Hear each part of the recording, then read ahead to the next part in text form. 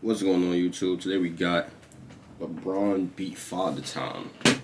It's a reaction video. Let's get into it. Last video will be at the end of the video, man.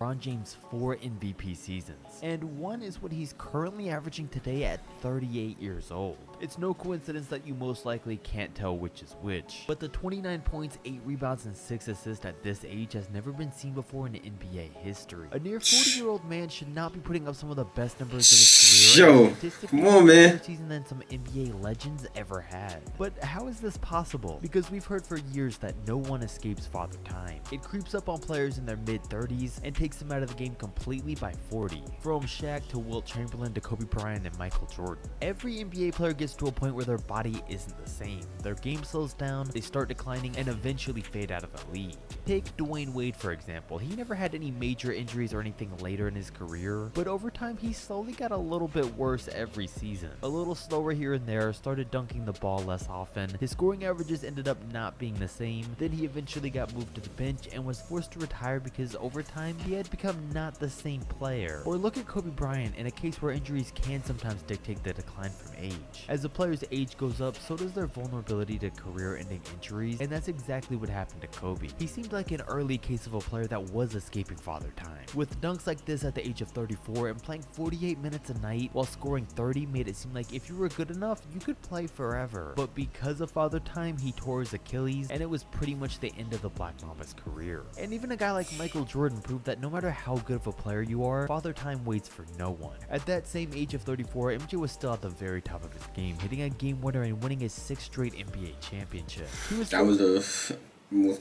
That's really like, I think that's the most iconic moment in NBA history, honestly. Me personally.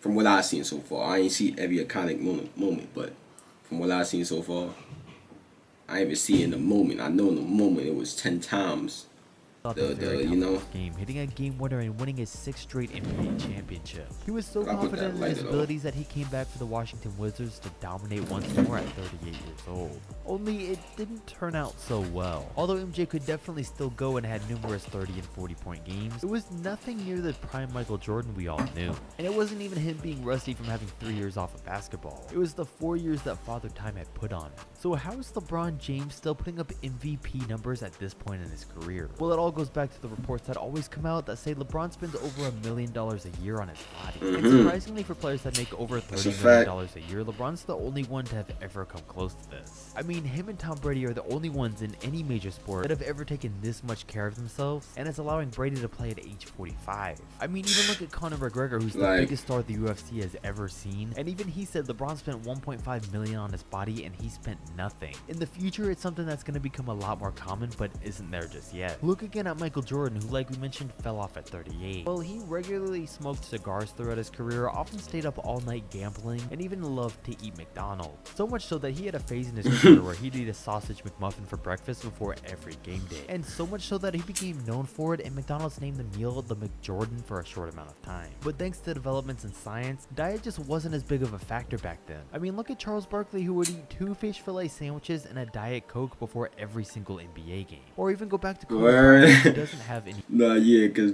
nowadays they probably got them on meal plans and all that, you know.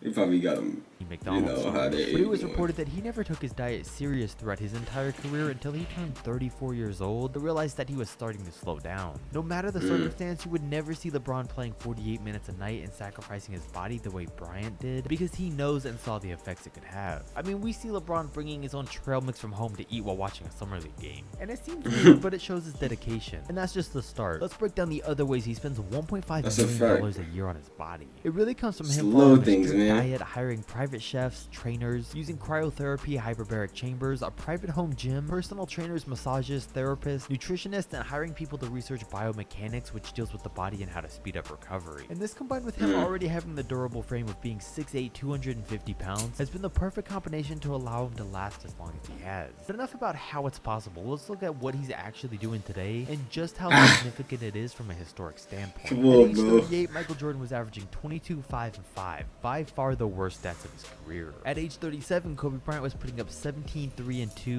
which was without a doubt the worst numbers he had ever put up. While LeBron's are still the same they've been for the past 20 years. When he came into the league back in 2000, that's what I'm saying though, y'all. He set dozens of youngest 2 records. And now as we go into 2023, he's starting to set all of the oldest 2. Like, come on, man.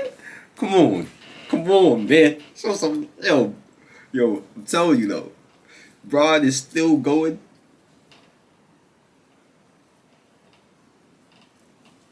There's still time, you know.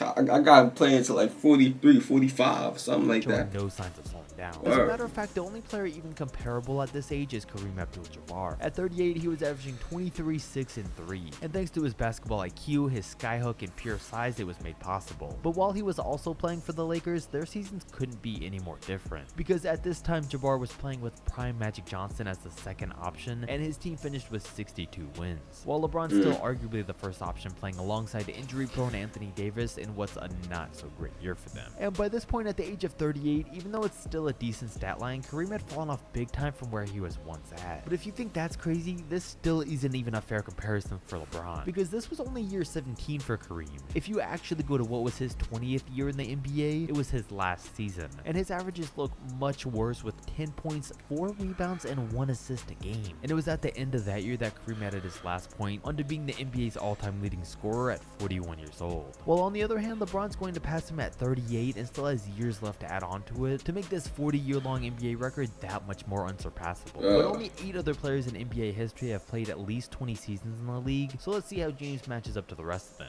This is Udonis Haslem's 20th year in the league, and he's currently okay, that's not a good example. Jamal Crawford played 20 seasons in the league, and no, only 1 game. Okay, not good either. Okay, here we go. Kobe Bryant played 20 seasons, and in year 20, he had that 17 point per game stat line. Dirk Nowitzki was averaging 12, 5, and 1. Kevin Garnett came in with a cool 6, 6, and 1. Robert Parrish put up 3, 4, and .4, and Vince Carter was averaging 5, 2, and 1. Come on, bro. In NBA history was nothing more than a role player by this point that was only still getting an opportunity because of their name. And this is greatness we're witnessing, y'all. While LeBron James is still nearly leading the league with better stats than 98% of NBA players, and on pace to be a surefire all-star starter this year, which has never been seen in history. And we still haven't even mentioned 2 of the biggest factors here that makes things even more impressive. LeBron went to 10 straight NBA finals, which means he had a shortened offseason for a decade straight, and it didn't majorly affect his body, or did the fact that he's played the most playoff games in NBA history and he's still going. Usually that type of overworking or stress on the body would lead to injuries, but James has only recently started to pick up a few nagging ones for the first time in his career. The fact that he's for the most part stayed injury-free while playing at this pace shouldn't be understated because it's one of the most impressive pieces. And LeBron still hasn't shown any signs of slowing down. Sure, he's not leading his team to 66 wins and finals appearances anymore. I think Lakers management does play a big part in that, but the man's also defying father time. He does too, though. He does too. He plays a big part in it too, man.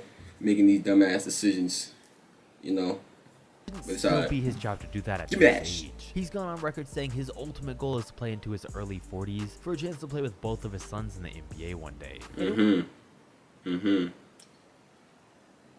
Like 45, 43, 44. It would be something we may never see again, especially if he's still playing at a high level at that point. It's a rare thing today for a second-generation player to even have their father as a head coach, so for a father and son to play on the same team is really unheard of. The sons of NBA players usually play 5 to 10 years after their fathers retired, so pretty soon we could be witnessing more history. That is, if Bronny and Bryce make it to the league. Now, it's no coincidence that the 2 athletes that have paid the closest attention to and taken the most care of their bodies, while spending the most money on maximizing their careers, are playing at a high level the longest. It's a fact that the hard work and discipline they've had over all these years is still paying off, and proving that if played right, a player can escape father time, at least for a little bit. But it's not for everyone though, especially considering you have to have the money to do all these things as well as LeBron has. But I wouldn't be surprised if we start seeing this more and more, not only across the NBA but across every sport, and start seeing players play at later and later ages thanks to the path that guys like LeBron James have created.